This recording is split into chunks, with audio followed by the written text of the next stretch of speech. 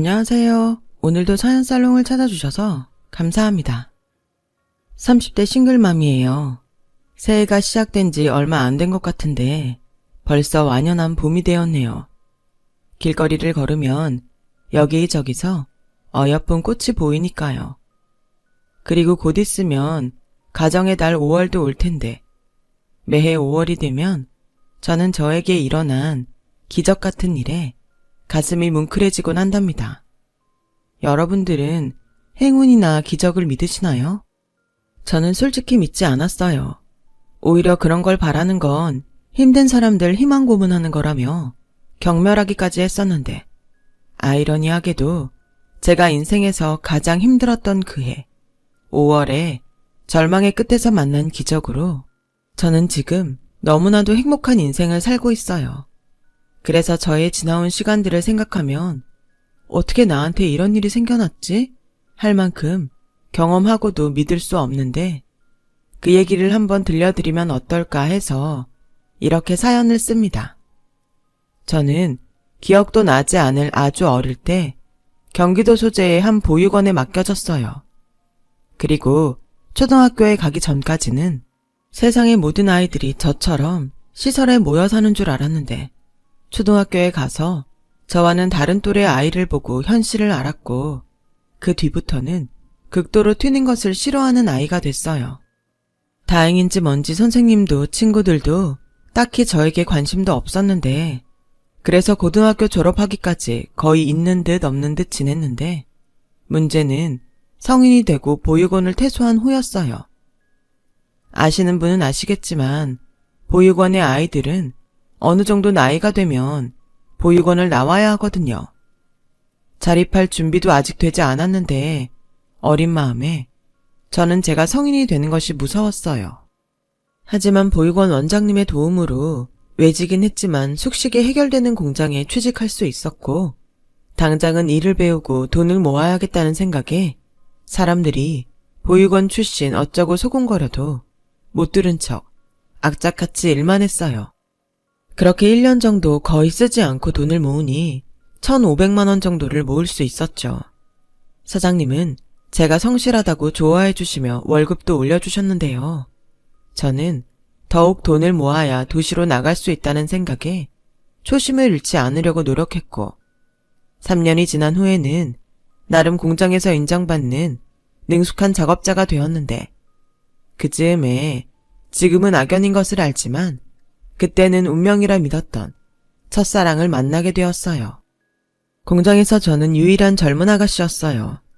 그러다 무슨 이유인지 대학생이라는 남자가 이 일을 배우겠다며 출근하기 시작했고 비슷한 또래가 없는 환경 때문인지 그 남자와 저는 자연스레 가깝게 지내게 되었어요.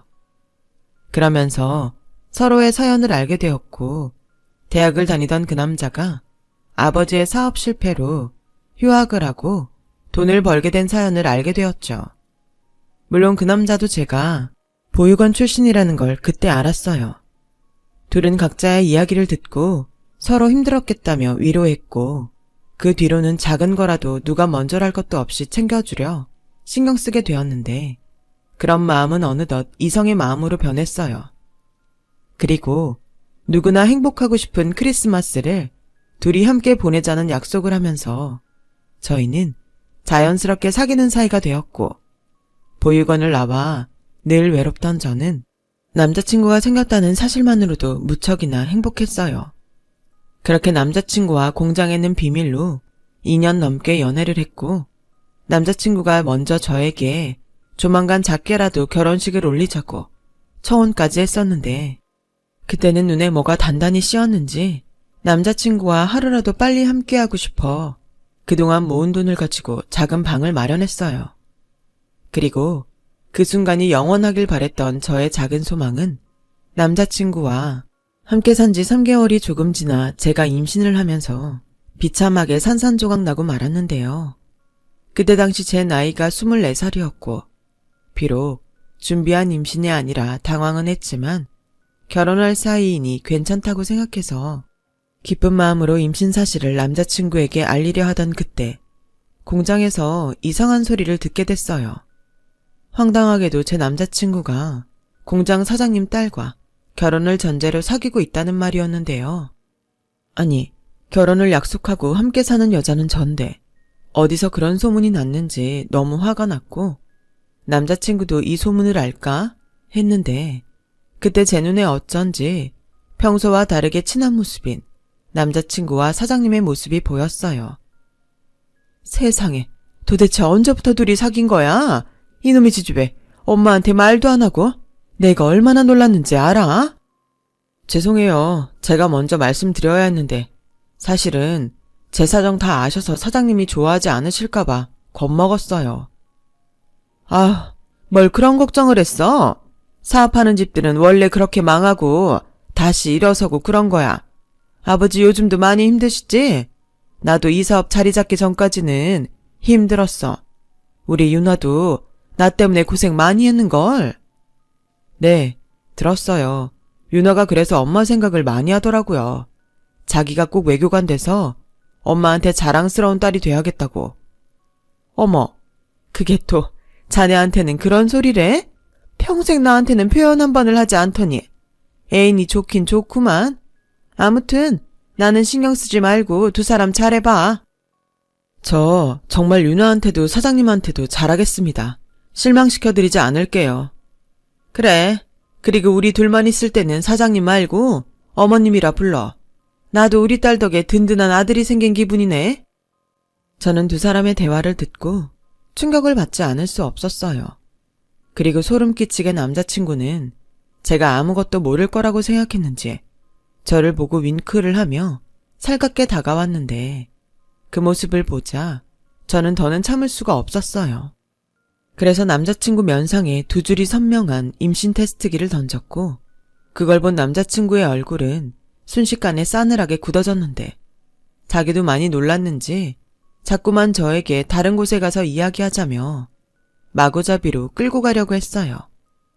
하지만 저는 더 이상 그 더러운 놈에게 휘둘리고 싶지 않았고 그래서 손을 뿌리쳤는데 한번 이성의 끈이 끊어지자 저도 모르게 소리를 고래고래 지르게 되었는데요. 결국 제 목소리 때문에 공장 사람들은 저희를 일제히 쳐다봤고 남자친구의 얼굴은 더욱 일그러지더군요.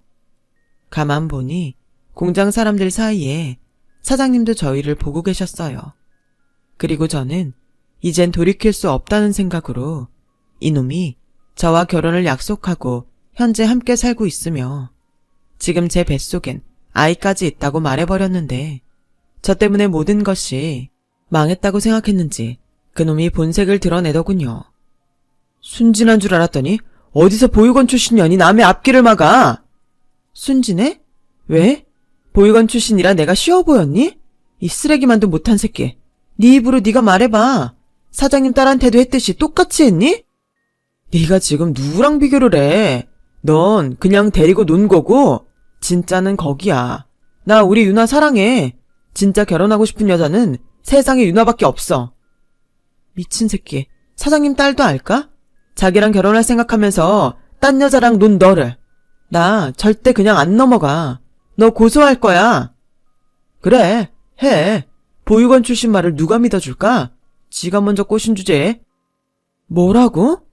원망하듯 그렇게 보지 마. 너도 나랑 놀아서 좋았잖아. 그러게 왜 애는 덜컥 가져서 지랄이야. 아씨, 거의 다 됐는데. 저는 온몸이 분노에 떨렸어요. 그리고 다리에 힘이 풀려 털썩 주저앉았는데 사장님이 굉장히 화난 얼굴로 다가와서는 저 대신 그놈의 정강이를 힘차게 차버리셨어요. 내가 늙긴 늙었나 보네. 사람 보는 눈이 예전 같지가 않아. 당장 내 공장에서 꺼져. 우리 딸 근처에 얼씬거리지 말고. 내 눈에 한 번만 더 띄면 그땐 각오하는 게 좋을 거야. 오늘부로 퇴사 처리하고 임금은 계산해서 이번 주 안으로 넣어줄 테니 당장 나가.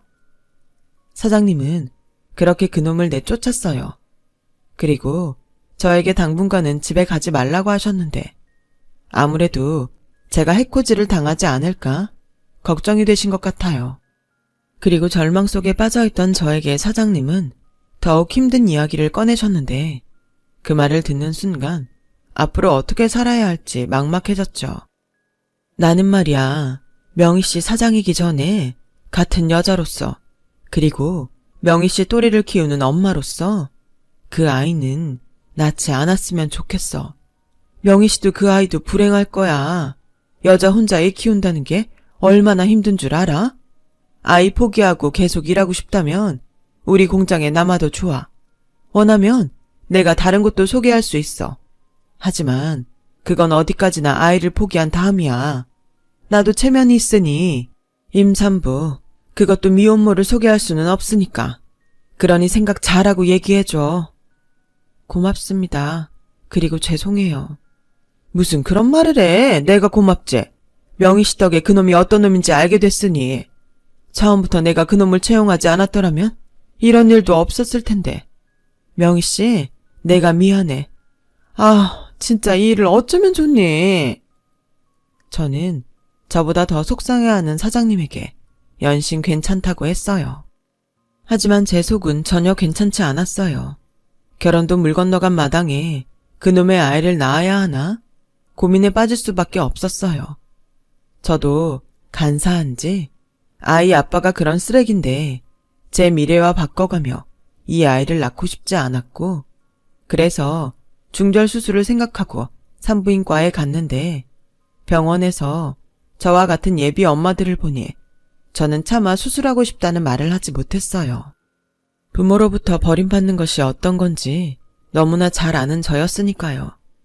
그리고 그 순간부터는 이 아이는 아이 아빠랑 상관없이 제 아이라는 생각을 하게 되었어요. 이 아이는 저와는 다르게 행복했으면 좋겠다는 마음이 강해져선 저는 결국 공장을 떠나게 되었어요.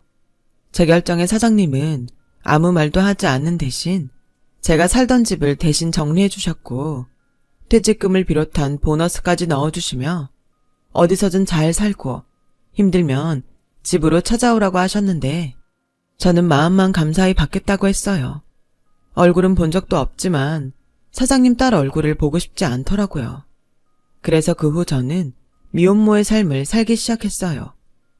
다행히 배가 아직 부르지 않아 집을 구하는 건 어렵지 않았지만 일자리를 구하는 건 힘들었어요. 그래서 편의점 아르바이트나 마트에서 하는 행사 일을 골라 했고, 그렇게 생활하다 보니 돈은 돈대로 벌리지 않고 시간은 시간대로 여유가 없었죠. 그리고 정기검진을 갈 때마다 돈은 왜 그리 많이 깨지는지, 아직 시작도 안 한 미혼모의 삶은 각오했던 것보다 훨씬 힘들더라고요. 그렇게 힘들게 남들 다 있는 보호자 없이 아이를 낳았는데 그때는 더욱 일을 할 수 없었어요. 나라에서 지원해주는 비용은 있었지만 오롯이 저 혼자 아이를 돌봐야 하니 꼼짝도 할 수 없었던 거죠. 하지만 제가 낳은 예쁜 딸과 하루 종일 붙어있는 그 시기가 저는 싫지 않았어요. 배부르게 먹고 마음껏 잘 수는 없었지만 안 먹어도 배부르고 쪽잠을 자도 눈을 뜨면 제 딸이 옆에 있으니 행복했고, 게다가 모든 것이 처음인 서툰 엄마라는 걸 알았는지 저희 딸은 순했기에 저는 그게 참 고마웠어요. 그래서 그동안 벌어놓은 걸로 생활하며 1년을 버텼고, 이 아이가 세상에 있는 한 저는 뭐든지 하겠다고 다짐을 했는데 그러기 위해서는 역시 제가 돈을 많이 벌어야 했어요. 그래서 아이의 첫 돌이 지나면서 조금 잃은 감이 있지만 아이를 어린이집에 보냈고 저는 본격적인 구직 활동을 하기 시작했습니다. 다행히 저희 사정을 안 마음씨 넓은 사장님이 저를 채용해 주셔서 일자리를 구하게 되었어요. 비록 몸은 몇 배로 피곤했지만 딸아이에게 필요한 것을 해줄 수 있다는 것에 저는 행복했고, 이렇게 욕심부리지 않고 딸과 행복하게 살고 싶었는데 이것도 저에겐 과분한 욕심이었는지 저의 행복은 그리 길게 가지 못했어요. 제가 일을 다닌 지 5개월이 조금 지났을 무렵 어린이집으로부터 아이가 코피가 너무 자주 나오고 오늘은 숨 쉬는 게 힘든 것 같다고 연락이 왔더군요. 저는 코피는 둘째치고 감기에 걸려 그러나 싶어 소아과를 찾았다가 의외로 큰 병원에 가보라는 의사 선생님의 말을 듣게 됐는데 그때부터 뭔가 기분이 싸하더라고요. 그래서 그 길로 걱정 가득 대학병원에서 검사를 받았는데 검사 결과는 급성 백혈병으로 판명이 났습니다. 저는 또 한 번 무너지고 말았어요. 그리고 생각했죠. 이 세상에서 저보다 재수가 없는 사람은 없을 거라고요.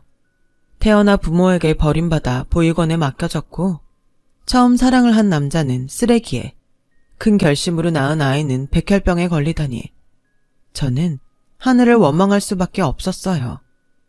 아니, 그것마저 하지 못하면 미칠 것 같았어요. 그래서 내가 뭘 그렇게 잘못했냐고, 어떻게 나한테는 하나를 주지 않느냐고 미친 사람처럼 소리치며 울었죠. 그리고 시간이 지나면서 점점 감당할 수 없는 병원비와 나눠 가질 수 없는 아이의 고통, 게다가 급할 때마다 이용했던 대출금 상환 압박까지 저는 사는 것이 지옥이었어요. 거기에 설상가상으로 그나마 사정을 봐주던 사장님이 더는 어렵겠다며 저에게 회사를 그만두라고 하셨는데 근무일이 1년이 안 돼 퇴직금도 나오지 않더라고요. 그래서 저는 이젠 그만 죽으라고 그러나 보다 라고 생각했는데 완전히 패닉 상태였어요. 딸아이는 골수이식을 기다리며 긴 치료에 들어갔어요. 그때 저는 돈이 없어 딸아이의 이식을 기다릴 수조차 없었죠. 그리고 사람이 너무 궁지에 몰리니 원래는 죽어도 하지 않을 부탁이라는 걸 하게 됐는데 제 연락을 받은 보육원 선배 언니 오빠들은 그만한 돈이 없다며 미안하다고 했고 또 어떤 언니 오빠들은 제 가슴에 비수를 꽂기도 했는데요. 명희야, 애당초 그런 애를 왜 낳았어? 너는 겁도 없다. 그냥 그게 그의 팔자려니 해. 네 인생도 생각해야지. 너 나중엔 빚만 남는다. 그의 아빠한테는 연락해봤어? 왜 그런 폭탄을 너 혼자 끌어안아, 비겁한 새끼. 설마 지 자식 세상에 태어난지도 모르고 있냐? 너도 참 인생이 피곤하다. 피곤해. 그런 소리를 들으려고 전화했던 게 아닌데 저는 전화를 끊고 한참 울었어요. 지금 생각하니 그때는 매일 울었던 것밖에는 생각이 나지 않네요. 그리고 마지막 남은 먼저 일하던 공장 사장님이 떠올랐어요. 그 번호를 핸드폰에 다 찍어놓고도 마지막 통화 버튼을 누르지 못했어요. 그게 알려고 한 사실은 아닌데 어쩌다가 오지랖 넓은 공장 사람들로부터 사장님 딸이 그 쓰레기 같은 인간이랑 못 헤어진다고 집을 나가서 사장님 속이 새까맣게 탔다는 소리를 들었거든요. 그리고 이윽고 날짜는 왜 그리 빨리 가는지 병원비 중간 정산하는 날이 다가왔어요. 그래서 생전 사지도 않던 로또 5개를 사서 그것도 희망이라고 편의점에서 그 번호를 맞춰봤어요. 역시나 모두 맞지 않았죠. 이리 봐도 저리 봐도 저에겐 아무런 희망이 없었어요. 하필이면 그때가 5월 초라서 사람들은 어린이날이다, 어버이날이다 들떠있는 것 같더라고요.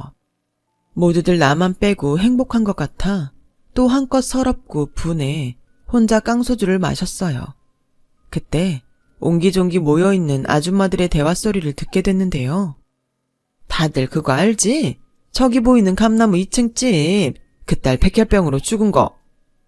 그럼 우리 동네에서 그거 모르는 사람 있어?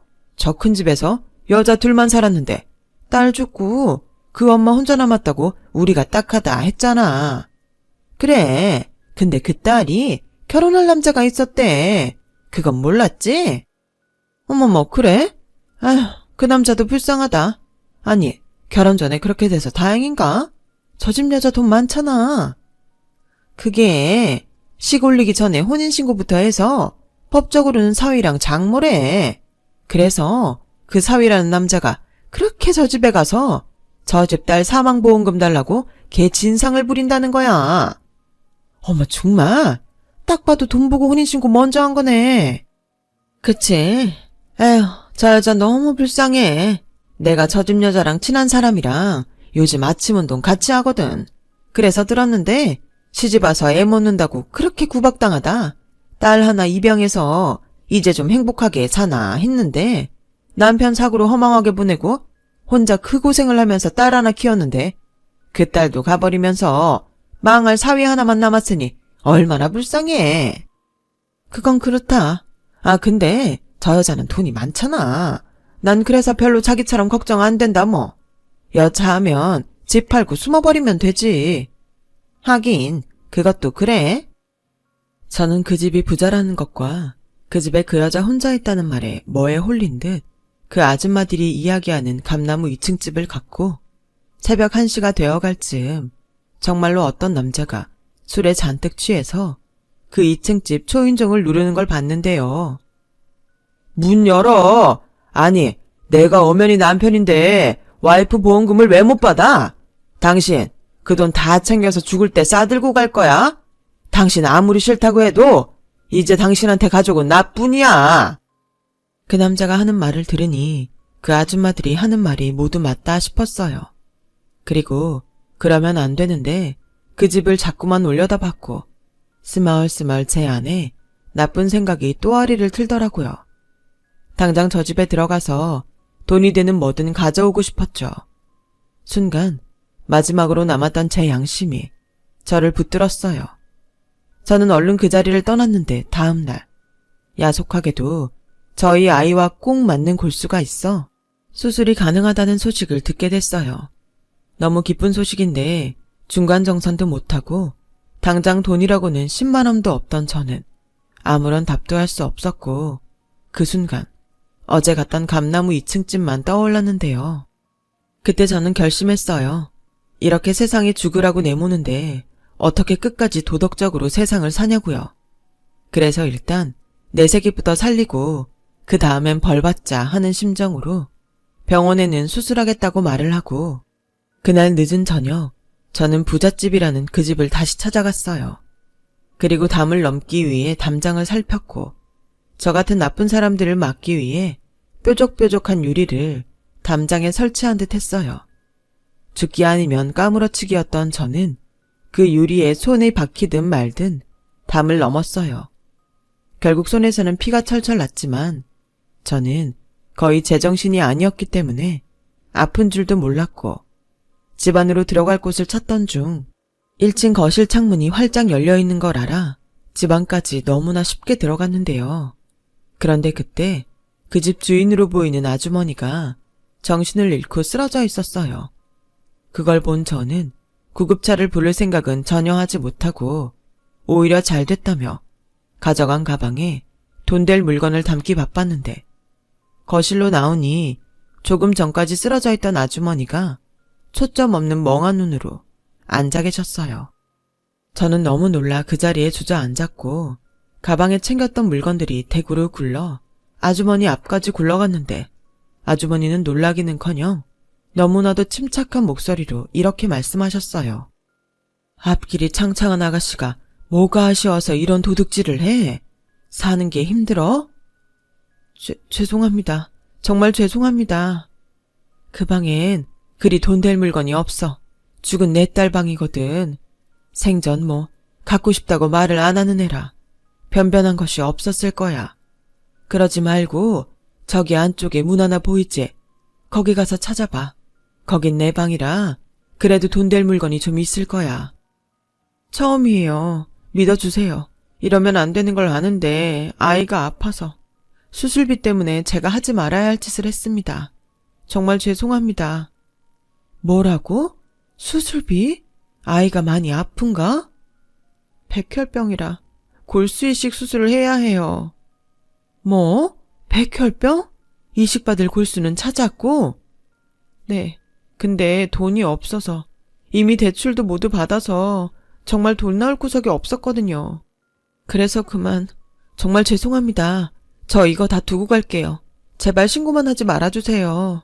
저희 애한테는 저밖에 없어서 제가 없으면 아무도 없어요. 아니, 그렇게 절박한 사람이 그냥 가긴 어딜 가. 여기 꼼짝하지 말고 기다려.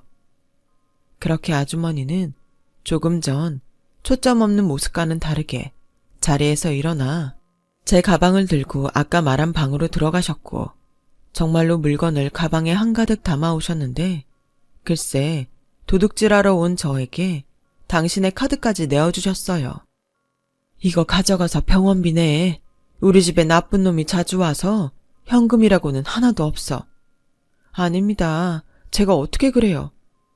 도둑질하러 온 사람 입에서 나올 소리는 아닌 것 같은데 애가 몇 살이야? 2살이요. 아, 그 어린 게. 애기 엄마 그동안 힘들었지? 아까 그 애한테는 애기 엄마 없으면 아무도 없다며. 혼자서 얼마나 힘들었어. 애기 아빠는 어쩌다 없는 거야? 죽었어? 아니, 임신하고 보니까 나쁜 놈이었어요. 결혼할 마음도 없으면서 결혼하자고. 이런 썩을 놈의 새끼? 지혜를 가진 여자를 버려? 저는 난생 처음 제 편을 들어주는 아주머니의 말에 울컥 눈물이 날 것 같았지만 애써 참았어요.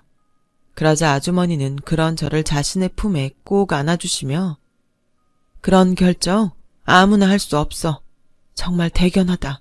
너무 대견해. 라고 하셨는데 그 뒤에는 결국 울음을 참지 못하게 돼버렸고 그 품에서 한참을 울었어요. 아주머니는 연신 괜찮다며 제 등을 쓸어주셨고 그 품이 얼마나 따뜻했는지 몰라요. 그리고 이런 분에게 나쁜 짓을 하려 했더니 돌이킬 수 없는 후회만 밀려와 죄송하다고 그냥 가겠다고 말을 했는데 아주머니가 오히려 그런 저를 붙들며 카드를 가져가라고 하셨는데요. 애 병원비는 어쩌려고? 그러지 말고 이거 다 가져가. 그리고 카드 비밀번호 알려줄 테니 필요하면 돈 꺼내 쓰고. 아니에요. 제가 어떻게 그래요. 어떻게 그러긴? 자네, 내일이 어린이날인 건 아나? 나도 몰랐는데 아까 보니까 뉴스에서 그러더라고. 그러니 내가 주는 선물이라고 생각해. 애기 엄마한테 주는 게 아니고 그 애기한테 주는 거야. 이식받을 골수가 있는데 뭘 망설여? 내 딸은 그 이식받을 골수가 없어서 세상을 떠났어. 세상에 사람 목숨만큼 귀한 건 없는 거야. 하물며 새끼 목숨인데 얼마나 귀해. 저는 그 말을 듣고 부들부들 떨리는 손으로 아주머니의 카드를 받았어요. 그리고 무슨 일을 해서든 돈은 꼭 갚겠다고 말씀드렸는데 그때 희미하게 미소 짓던 아주머니의 얼굴이 내내 기억 속에서 떠나지 않았어요. 그리고 그 돈으로 저희 딸은 무사히 수술을 받았고 감사하게도 기적처럼 살게 되어 점차 건강한 모습으로 돌아왔는데요. 얼마간의 시간이 더 지나고부터는 어린이집에도 갈 수 있게 되었어요. 그 후 저는 받은 은혜를 갚겠다는 마음으로 다시 일을 하기 시작했고 다행히 그 카드가 체크카드라 그 카드로 조금씩 돈을 넣으며 틈틈이 집 앞에 떡과 과일 같은 간식도 놓고 오고 했어요.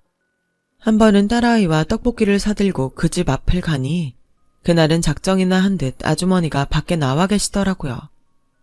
오늘은 다행히 왔네. 설마 저 기다리셨어요? 어제도 기다렸지. 이렇게 사람을 먹는 걸로 꼬셔놓는데 어떻게 안 기다려? 아, 그러셨구나. 죄송해요. 죄송하긴 뭘. 이 애가 그때 말한 그 앤가? 아우, 이뻐라. 어떻게 요렇게 작은 애가 걸어다니지? 그나저나 오늘은 뭘 사왔어? 떡볶이요. 사실 이런 건 안 좋아하실 것 같아서 두지 말까 했는데. 무슨 소리야. 세상에 떡볶이 안 좋아하는 대한민국 여자가 있나? 나 좋아해. 그러지 말고 들어가서 같이 먹고 가. 알다시피 내가 혼자라 너무 외로워. 저는 외롭다는 아주머니 말에 그러겠다고 했어요. 다행히 저희 딸도 아주머니를 낯설어 하지 않았고 그렇게 처음으로 아주머니와 마주 앉아 떡볶이를 먹는데 집 안이 전에 봤을 때보다는 어쩐지 생기가 도는 것 같았어요.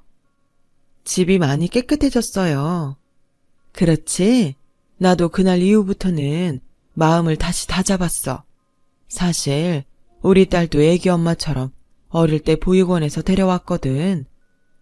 아휴, 그때는 살아도 사는 게 아니라 가서 확 죽을까 하던 날이었는데 마치 우리 딸이 자네를 보낸 듯 자네가 내 앞에 나타난 거야. 저는 그날 나쁜 마음으로. 알아. 근데 우리 이제 그 일은 우리 둘만 하는 걸로 하세. 그때도 말했지만 애 엄마가 애를 위해서 못할 일이 뭐가 있나. 난 오히려 애기 엄마가 우리 집에 와줘서 고마워. 그날 자네 덕에 나도 내 딸을 위해 해야 할 일을 했거든. 아주머니는 그날 이후 살겠다고 마음을 바꾸셨고 모처럼 집을 치우셨다고 했어요. 그러면서 딸의 유품 중 미처 살펴보지 못한 것들을 발견했는데 그러면서 딸이 강제적으로 혼인신고서 작성을 했다는 사실을 알게 되셨고 아픈 몸으로 혼인무효소송을 준비했다는 사실까지 알게 되면서 아주머니는 당장 변호사 사무실부터 찾아갔다고 하셨어요. 소송은 시간이 좀 걸릴 수도 있다고는 하는데 아주머니는 이제야 자신도 딸을 위해 무언가 했다는 마음이 든다며 미소를 지으시더라고요. 맨날 보험금 달라고 진상 부리던 사위놈도 깨끗이 정리하셨다고 하는데 아, 엄마는 저런 거구나. 나도 내 딸을 위해 저런 엄마가 돼야지 라는 생각을 하게 됐어요. 그때 자네가 아니었다면 우리 딸 더 억울할 뻔했지. 고마워. 아니요, 무슨 그런 말씀을. 제가 더 감사하죠. 덕분에 저희 애가 살았잖아요. 그래서 그렇게 감사해서 매달 내 통장에 돈을 넣는 건가? 아, 그건 쓰라고 줬더니 되려 돈을 넣고 있으니 내가 얼마나 황당해? 그래도 사람이 염치가 있죠. 그래서 내 오늘은 그 말을 하려고 애기 엄마를 기다렸어. 네? 무슨 말씀을? 이제부터 그 통장에 돈 넣지 마. 대신 이렇게 자주 우리 집에 놀러와서 나랑 놀아줘. 오늘처럼 딸도 데리고 와서 재롱도 보여주고 지금처럼 같이 떡볶이도 먹고 혼자 먹는 밥 진짜 맛없어. 그러니까 나랑 종종 맛있는 것도 먹고 이렇게 수다도 떨자고. 그래도 어떻게 그래요. 제가 쓴 돈이 얼마나 많은데. 자네 전에 대출 받았다고 했지. 이참에 그 돈도 내가 해결하지. 어차피 죽으면 사회에 다 환원할 생각이었어. 대신 일주일에 4번은 나 보러 와야 해. 뭐 여차하면 여기로 이사 와도 되고 네, 집세는 안 받을게. 저는 어안이 벙벙했어요. 그러자 그런 제 얼굴을 보고 웃음이 터진 아주머니는 계속 말씀을 이어가셨는데요. 저는 그때의 그 말을 절대 잊을 수 없어요. 왜? 세상에 무슨 이런 일이 있나 싶어? 사람은 말이야, 가끔 이럴 때도 있어.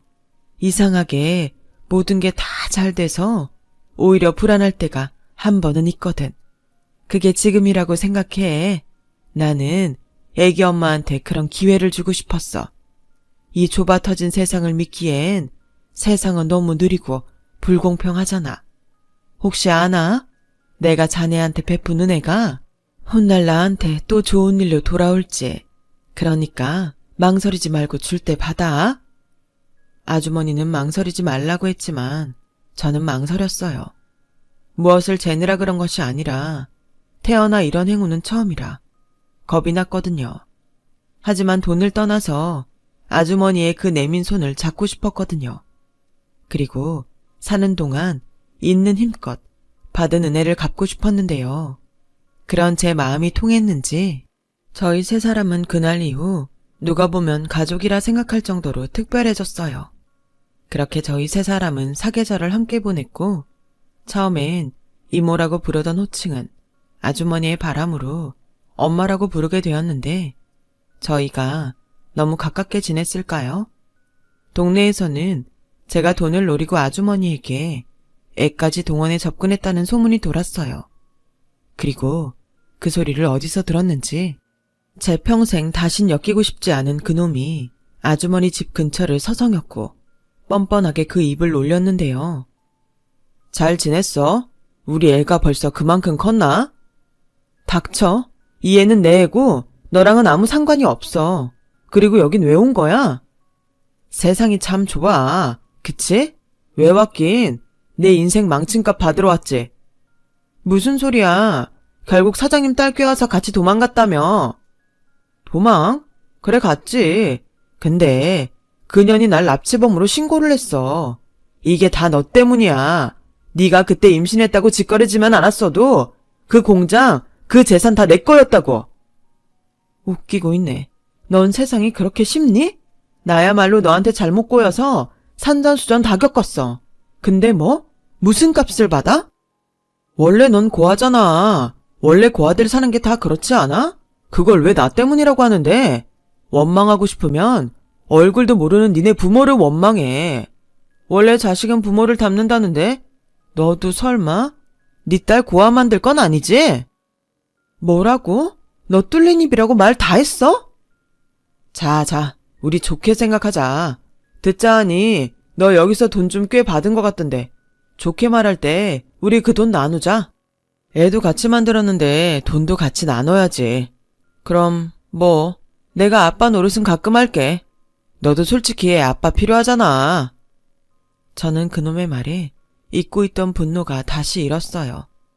그리고 애가 보고 있다는 것도 잊은 채 그놈 얼굴에 손을 올리려 했는데 바로 그때 뒤에서 물벼락이 그놈을 덮쳤고 그놈이 놀라 뒤를 돌아보니 그놈 뒤에는 저보다 더 화가 난 아주머니, 아니 엄마가 비어있는 양동이를 들고 씩씩거리며 서 계셨어요. 그리고 얼마나 화가 나셨는지 단번에 그놈의 멱살을 잡으셨는데 그때는 도리어 그놈보다 엄마가 큰일을 낼까 걱정이 되더라고요. 너구나. 내 딸 눈에 피눈물 나게 만든 놈이. 이거 놓으세요. 아줌마 딸이 누군데요? 누구긴? 옆에서 봐놓고도 모르냐? 아줌마, 얘는 아줌마 재산 노리고 접근한 고아예요. 무슨 이런 애를 딸이라고? 주둥이 찢어놓기 전에 그 입 안 닥쳐? 왜? 동네 소문 듣고 뭐 주워 먹을 거 없나 찾아왔냐? 사내 새끼가 참 비굴하다. 똑똑히 들어. 얘 내 딸 맞고 얘는 내 손녀야. 어디서 그 더러운 면상을 디밀고 지랄이야. 왜? 내 딸이 순진해서 만만해? 너 내가 혼인빙자 사기죄로 고발해줄까? 사내 자식이 얼마나 안심하면 지 새끼까지 버리고 내빼. 그러고도 네가 사람 새끼야? 아니, 이 아줌마가 미쳤나? 그놈은 순간 꼭지가 돌아 엄마를 위협하려 들었고 저는 거의 반사적으로 있는 힘껏 그놈을 발로 쳐버렸는데 그게 급소였는지 그놈이 그 자리에서 그대로 꼬꾸라졌어요. 그리고 그놈이 또 어떻게 나올지 모르니 긴장하고 있는데 엄마가 먼저 저와 제 딸을 자신 뒤에 숨기셨고 마치 그 모습은 어미가 새끼를 지키려는 모습 같았는데요. 그때 엄마가 했던 말이 제 평생 잊지 못할 말이 되었어요. 똑똑히 들어. 세상에 부모 없이 태어나는 사람은 아무도 없어. 고아라고 부모가 없는 줄 알아? 다 그럴 사정이 있는 거지. 그 속을 네가 어떻게 알아? 그러니 함부로 말하지 마. 다시 한번 말하는데 명의 고아 아니고 내 딸이야. 지금은 내가 엄마라고. 엄마는 자식을 위해서 못할 일이 없어.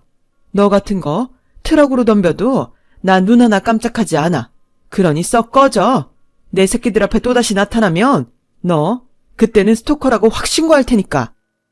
그놈은 아까 맞은 곳이 계속 아픈지 끙끙거리며 엄마의 윽박에 씩씩거리며 도망을 갔고 다행히 다시는 나타나지 않았는데요. 그래도 엄마는 걱정이 되었는지 저에게 한 가지 제안을 하셨어요.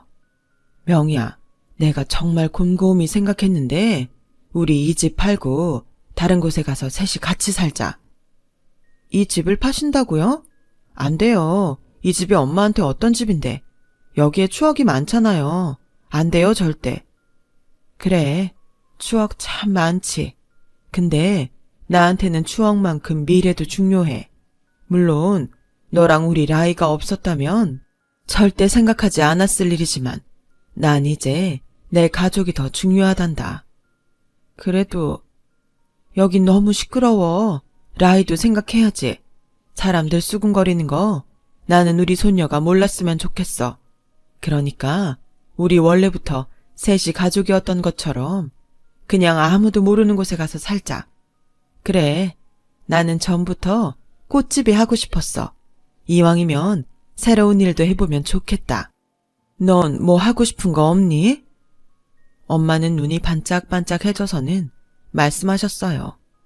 그리고 저는 그 눈을 바라보며 차마 계속 반대를 할 수 없었는데 사실은요, 여태 저에게 어느 누구도 하고 싶은 걸 물어본 이가 없었어요. 그래서 엄마의 그 말이 너무 설렜고 그 후에는 저도 제가 뭘 하고 싶은지 생각하게 되었는데요. 5년이 지난 지금 엄마는 예쁜 꽃을, 저는 마시는 커피를 바다가 보이는 작은 꽃집 겸 카페를 하고 있답니다. 그리고 저희 딸은 올해 초등학생이 되었는데요. 이곳 사람들은 저희를 3대 모녀집이라고 불러요. 모두들 저희를 진짜 가족으로 알고 있거든요.